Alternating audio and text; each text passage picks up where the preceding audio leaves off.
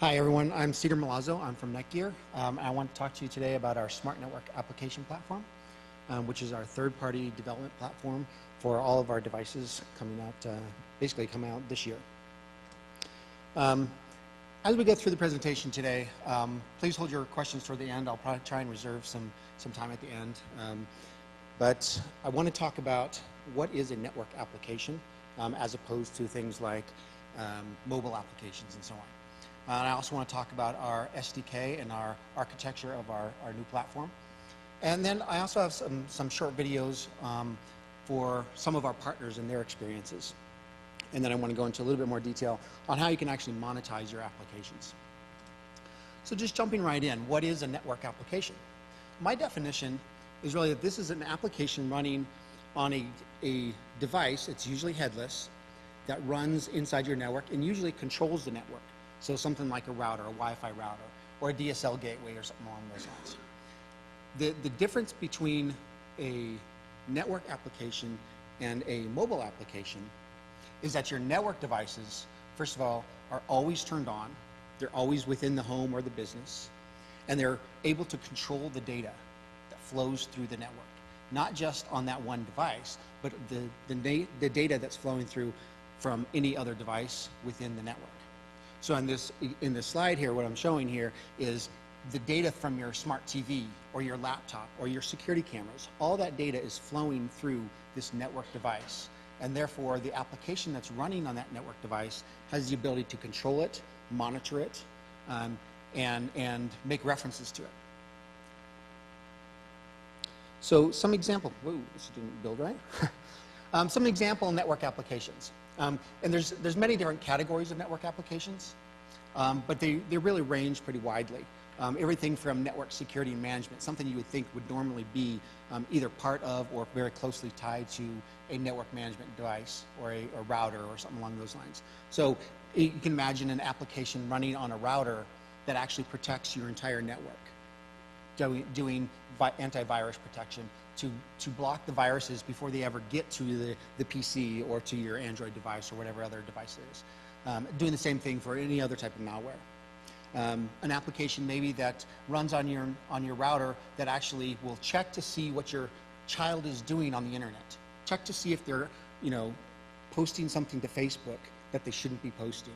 Maybe they're talking about sex or drugs or something when they shouldn't be. You can actually have an application that monitors that traffic and notifies you as a parent when that actually happens.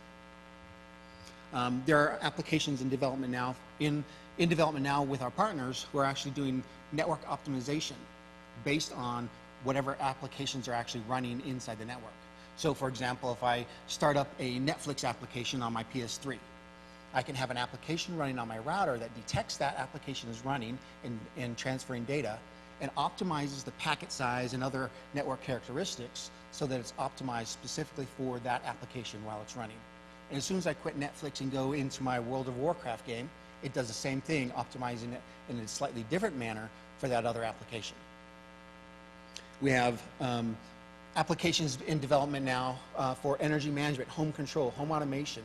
These are applications that run on the device. They basically use these network devices as if they were a server within the home that's always turned on.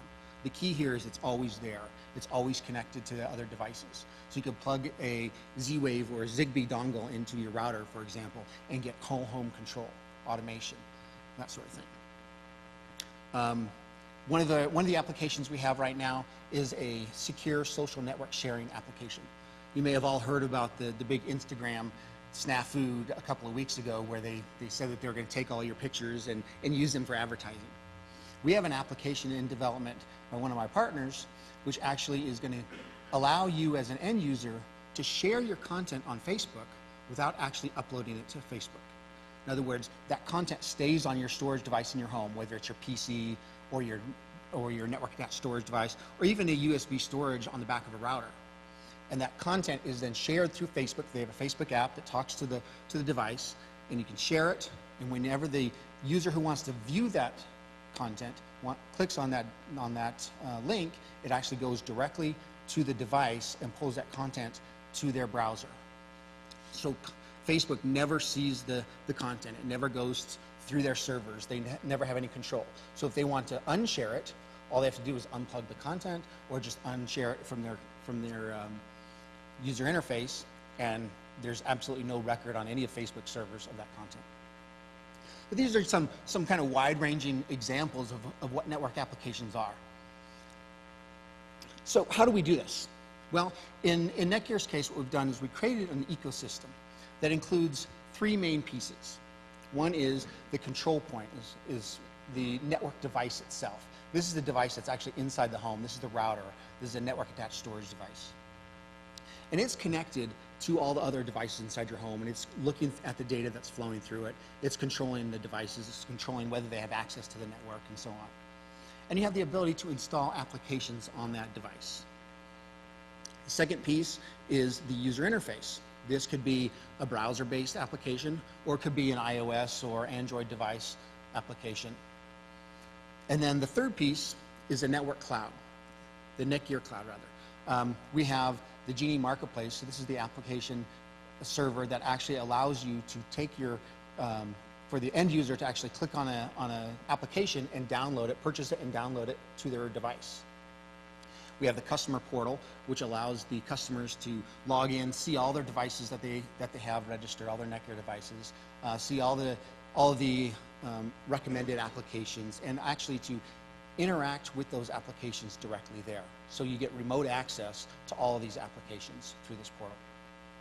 And then finally, we have a developer portal, which includes access to download the SDK, for example. But it also allows the developer to submit their applications, to interact with our technical support and our technical liaisons. It also allows them to interact with other developers through a series of forums and blogs and that sort of thing. And then lastly, it also allows you to monitor your applications. So you can see how many downloads you've got. You can see how much revenue you've generated from the store. You can decide where you want it to be sold. If you want it sold in the US but not in Europe, you can choose that. You can do down to individual countries and set your price individually as well. This entire ecosystem is connected via an XML over HTTPS interface.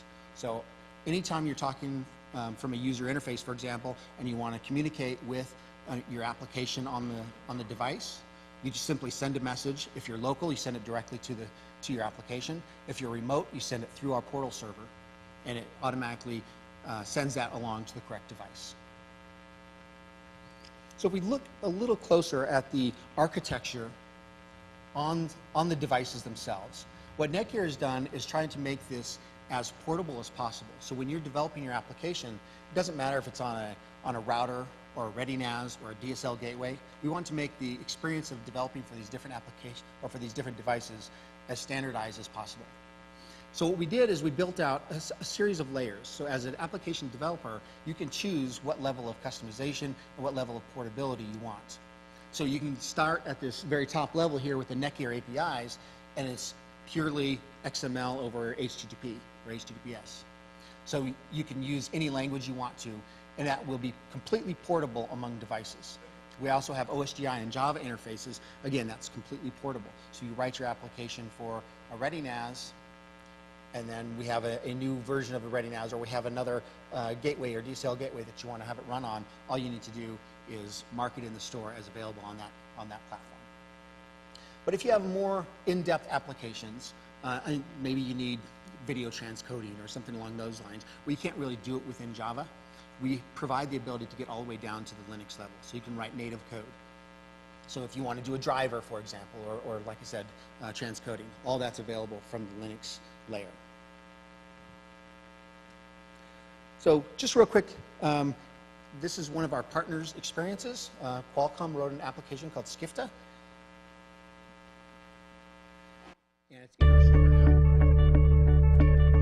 SimForm has a cloud data backup service, and we've created a way to easily download our application from the smart network so that Netgear customers can back up all of the data in their NAS devices to the cloud for that second-tier backup and data protection. We are actually a distributed or crowdsourced solution. So everyone that uses the application is contributing to the service or contributing to the network. So what makes it great about working with Netgear customers is they really understand this very quickly, and they understand that they can contribute to the network some excess local drive space, and in exchange they get that layer of data protection and cloud backup within the network. What was great about working with Netgear is the market reach that we will also get. Immediately we have access to tens of thousands, hundreds of thousands of Netgear customers. This is easy for really any developer or any type of application. We're a SaaS-based application or cloud-based application, and really all we needed to do was to create that Java-based package for our application to make it relevant and easily downloaded from the marketplace. The cost of doing that was low for us, but the time to market was very quick. The SimForm application is available now on the Genie Plus Marketplace for all Ready NAS and NAS products, so we're very excited to launch this with Netgear. That's one experience. Like I said, I think I skipped over this one. So I'm having a little trouble with my...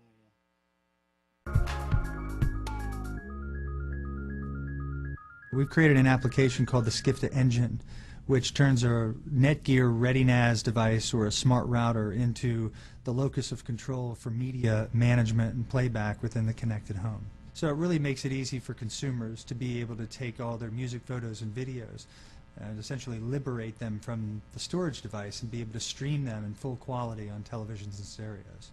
One of the key things around development of the Skifta engine was that we chose the Java platform as the best approach to deliver the software because of its extensibility and the opportunities that it afforded device manufacturers to be able to more easily distribute and update the software. And the Netgear Smart Network with its Java and OSGI backend really fit nicely with our product strategy. A few of the big things that we looked at with the Smart Network in assessing the viability and how this would match our current software strategy was how extensible the platform was, both in terms of ease of use as well as the feature set. And we found everything from the early stage development tools up to e-commerce and having the ability to create flexible pricing and distribution models, and then the follow-on analytics to really understand how well sales and performance of the application actually went. We found that entire suite as an end-to-end solution to be top-notch. The Netgear platform actually gives us an opportunity to reach a category of consumers that traditionally have not been able to be reached via other means, and we're able to tailor our offering specific to those customers. So you find yourself in a position as a developer to be able to minimize your customer acquisition cost, really dial into what that consumer is looking for. And as a network, the Smart Network is one that we see is at the forefront of what other companies may be in this space or may be looking at, but Netgear is actually pushing the way towards this way of extending the life and value of connected hardware. Okay, so there's just a couple steps to get started if you want to write an application for the network. First of all, go to developer.netgear.com and create an account, and you can download our SDK.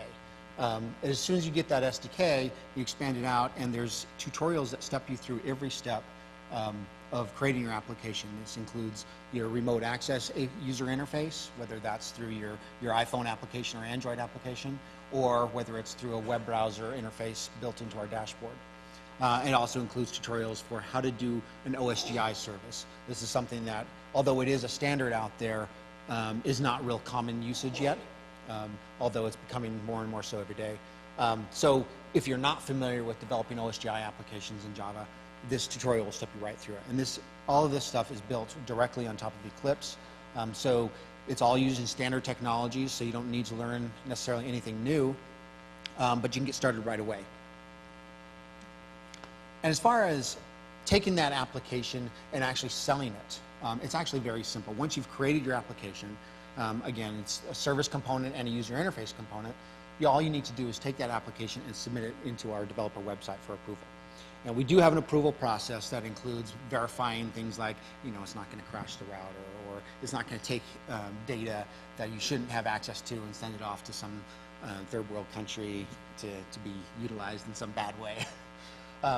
So we do go through an approval process. Once it's been approved, we notify you, and you can do simple things like set your price, choose where you want it to be sold, and so on. But you can also do more complex things like decide how you want this placed within the store. So when you go to the marketplace, there's recommended applications, and there's preferred applications, apps of the day, and so on.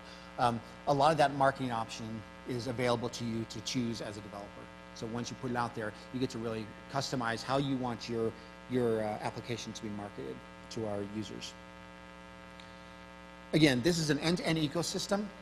It includes the tutorials, the developer's guide, the analytics, the blogs, the forums, all that stuff is there on the developer community. The Genie Plus Marketplace itself gives you access to millions of Netgear customers. We have, I think I have a slide later that shows the exact numbers, but it's close to 100 million install base right now. So this includes routers, network attached storage devices, DSL gateways, cable gateways, across the board. One thing that's really interesting about this marketplace is if you compare it to, say, the Android market or the iPhone market, the number of applications is significantly smaller here, and we intend to keep it that way.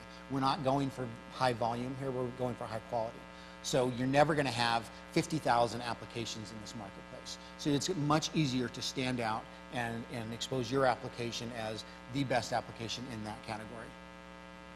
We also have already over 1 million unique visitors monthly. This was rolled out a few months ago and has not been publicized. We have not had a press release. We have not told anyone about it. It's in a beta, and we're already at this level of usage. So there's definitely a very large demand for this type of application out there. As far as distribution, we are the market leader in this space. Our two closest competitors combined are about the same market reach as we have. So we have over 50% of the market share in the United States and close to 40% in Europe. And again, we're close to 100 million devices out there in people's homes and in small businesses. What really makes it interesting is the number of retail outlets and bars that we're sold through. Netgear has global reach, and we sell through every conceivable channel. So we sell through service providers like your cable companies and telco companies. We sell through retail companies. We sell online through Amazon and places like that. So we really reach a wide variety of customers. And as far as the competition,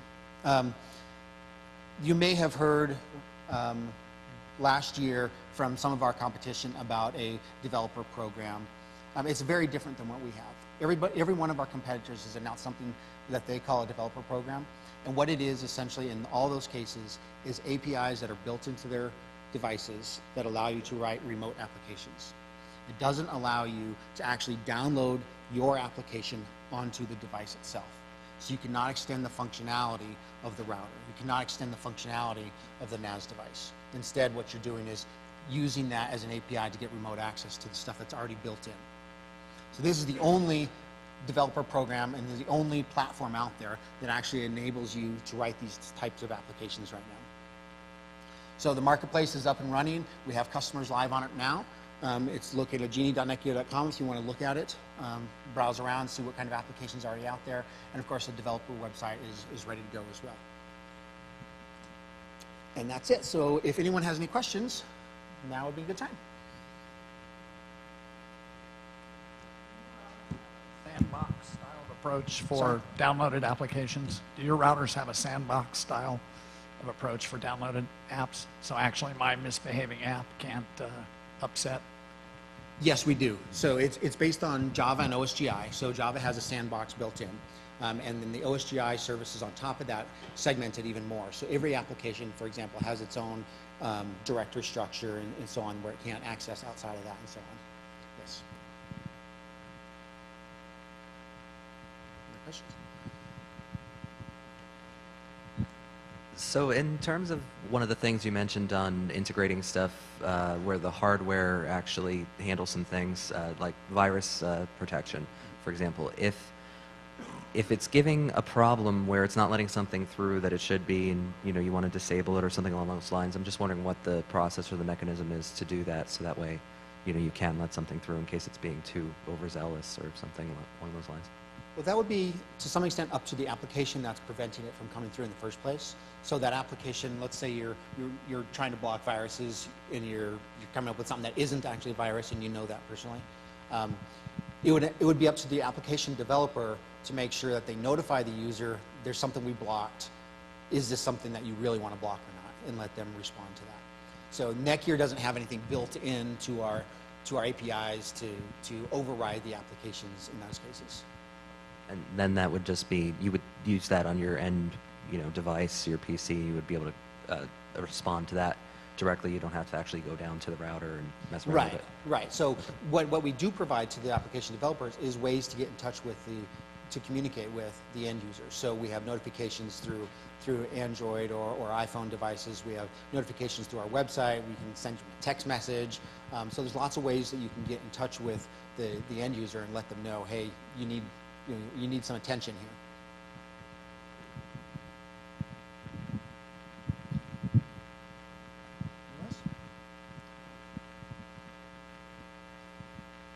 Okay, well, thank you very much.